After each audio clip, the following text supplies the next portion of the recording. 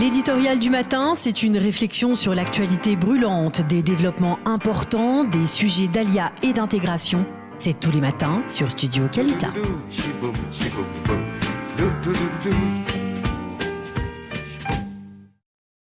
Et 47 minutes, Studio Qualita, notre dernier invité de cette heure d'actualité, c'est Muriel Taïeb. Bonjour Muriel. Bonjour Olivier. Enchanté, heureux de vous retrouver. Ce matin. Nous aussi, on est très heureux de vous retrouver sur Studio Qualita ce matin pour nous parler d'un nouveau magazine qui va bientôt paraître ici en Israël, en français et en anglais. Un magazine qui s'appelle Golda. Et la première question que j'ai envie de vous poser, encore un nouveau magazine ? Non, pas encore un nouveau magazine. Enfin un magazine en français, lifestyle, sans censure, sans tabou, parce qu'en fait, il y a une belle alia de France. Il y a des Français qui sont là depuis longtemps, qui connaissent le système, et il y en a d'autres qui ont besoin d'être informés. Les francophones ont envie d'avoir des informations sur ce qui se passe en Israël, quels sont les porte-paroles, où aller, où sortir, quoi faire. Et en fait, un lifestyle, c'est un peu ça. C'est un peu léger. Il y a de la mode, il y a des shopping parce qu'on est un féminin, mais on est avant tout un vrai magazine de société avec quels sont les intervenants politiques qui peuvent aider l'intégration des Olim. Et on est là pour ça. Et on l'a mis également en anglais de façon à permettre à nos amis israéliens qui sont tous parfaitement anglophones de savoir ce que racontent un peu les Frenchies. Voilà. Alors, on va parler du contenu et des personnes qui écrivent dans ce magazine. D'abord, parlez-moi du nom Golda. Alors, ça fait bien entendu référence à une ministre, première ministre, la seule femme première ministre de l'État d'Israël, Golda Meir. Pourquoi avoir choisi ce prénom ? Parce que Golda, on est toutes des Golda. Golda, c'est la première femme qui a eu la pêche, qui a eu le chesed, et le vouloir, et qui a porté très haut les couleurs du sionisme et d'Israël. Et on est toutes des Golda. Quand on fait l'Aliyah ici en Israël, on vient pour l'amour d'Eretz HaKodesh, mais aussi par volonté de se retrouver tous ensemble. Ici en Israël, on est comme en famille. On a le regard bienveillant de l'autre. Et Golda, elle a su, c'est vraiment la femme qui a eu du pouvoir, de la passion, et c'est ce qu'on est. On est toute une équipe de Golda. Alors, la rédactrice en chef, Yael Koenig, qui est écrivain, qui a une pêche, qui a de la bouteille, on dirait, parce qu'aujourd'hui, on parle des seniors, mais les seniors, ils ont la pêche.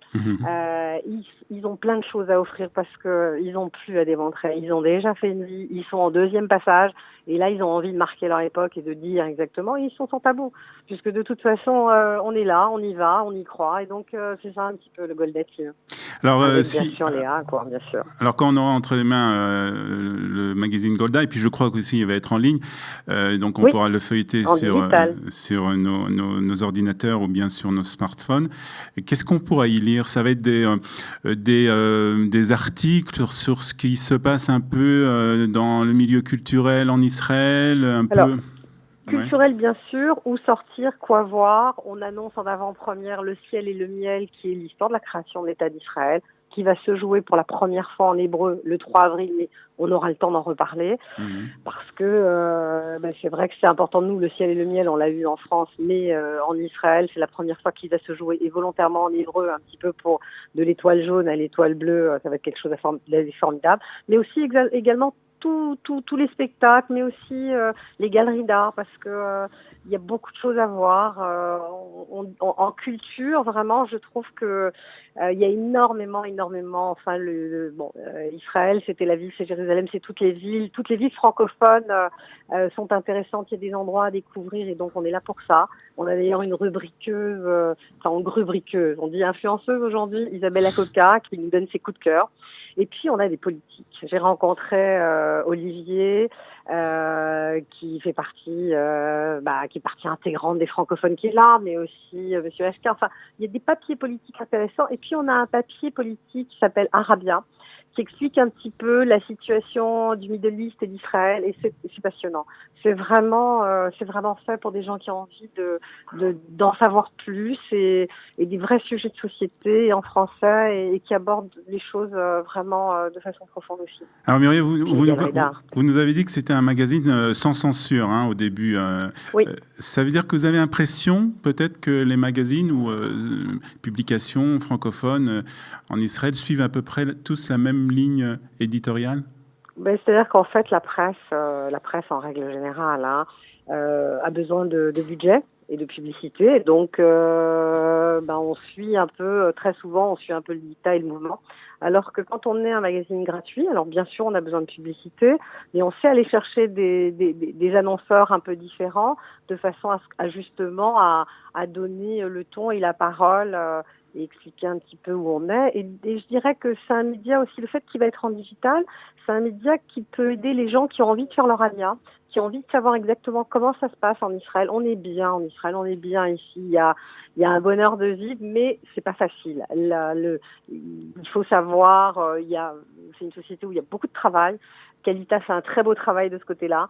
Il y a des pistes pour avoir du travail qui sont assez formidables et c'est vrai que de ce point de vue-là, on a aussi envie de donner des conseils et d'aider parce que une fois qu'on fait je dirais l'ulpan, après il y a des formations qui sont possibles, mais il y a des tas de choses qui sont faites tous azimuts et on a aussi envie de savoir ce qui se passe. Donc c'est pour ça qu'un lifestyle est intéressant parce qu'on a envie de tout découvrir et d'en savoir plus. Et le fait qu'il va être en digital, comme ça, même les gens qui viennent juste en vacances vont pouvoir avoir une idée intéressante et pointue d'où on vit et où on est.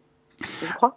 Alors, quand la date de parution est prévue, le premier numéro en ligne on sort en papier le 20, donc il va être distribué gratuitement à peu près dans toutes les villes francophones d'Israël, et puis aussi en digital, donc tout le monde va pouvoir le télécharger.